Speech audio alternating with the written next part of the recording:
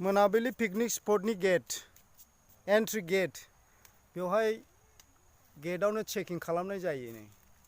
जोहोलावफोर थायो सानैसो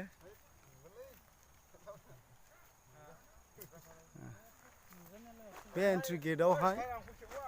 औ दे आच्छा एन्ट्रि फिसा बेसेबां लायो बाइकनिया फंबाय 50 थाखा लायो 50 रुपिस ओमफ्राय भेहिकलनियालाय कारनिया 200 ओके आच्छा फंबाय बे पिकनिक स्पटआवहाय जेब्ला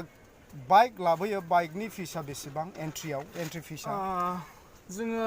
पार बाइक इयावहाय दायो 50 रुपिस लानाय जादों माने जायफोरा स्पटआव हाबो बिनिखौ 50 बेनिफ्राय जों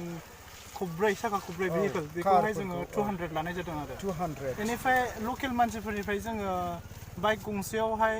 30 थाखा लानाय जादों 30 rupees just for the local people just local people होमबाथ' मोजाङानो ओमफ्राय अब्ला बे पिकनिक स्पटआथ' दासो जाफुगासिनो दङ बानायगासिनो दङ बेवहाय थानाय जानाय गासिबो फेसिलिटिफ्रा दंजोबो दङ दुखान सुखान ओमफ्राय सन्थ्रा बायदि बायलाबो फाननाय नुनो मोनदों फैबावगासिनो साबसिनानै जागोनखौ जों आसा खालामो आरो बयबो बे पिकनिक स्पटआव फैनानै नोंथांमोना एन्जय खालामफैनो हागोन इन्ट्रेस्ट लाफैनो हागोन एन्जय खालामफैनो हागोन family with friends Day thank you आदा बे जोंनि पिकनिक स्पटआव माने स्पट होनोब्लाथ' बहुत फेसिलिटिबो थायो थानायाथ' आरो माखासे जायफ्रा बे स्पटआव इन्टारेस्टेड दङ बेफोरो फैयो आरो जायफ्रा गोसो गुदुं बेफोरो फैदोंआनो आरो दासिमबो सोलिगासिनो दङ आरो बे जोंनि पिकनिक स्पट मोनाबिलियावहाय जानाय मानाय बिनिबो केपासिटि दङ जायफ्रा लानानै फैयाखै बेफोरो जानाय मानायनि केपासिटिखौबो बेयावनो मोनगोन एभेलेबेलखा जानाय मानायनि थाखायबो जेबो उसुबिदा गैया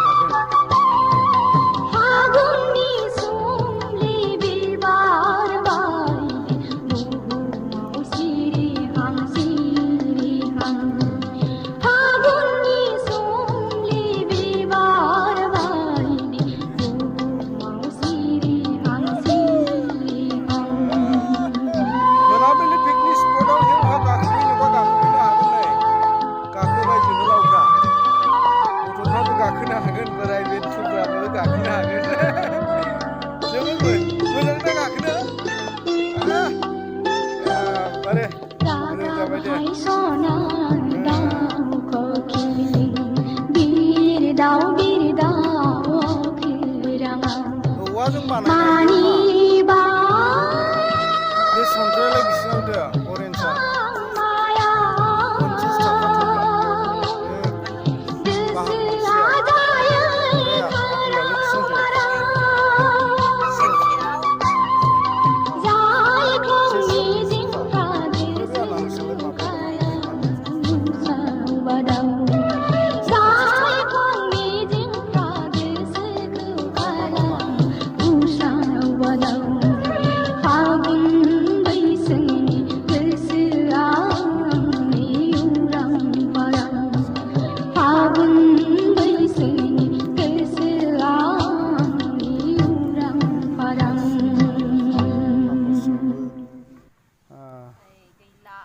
जायफ्रा जानो गोसो जानो हागोन। औ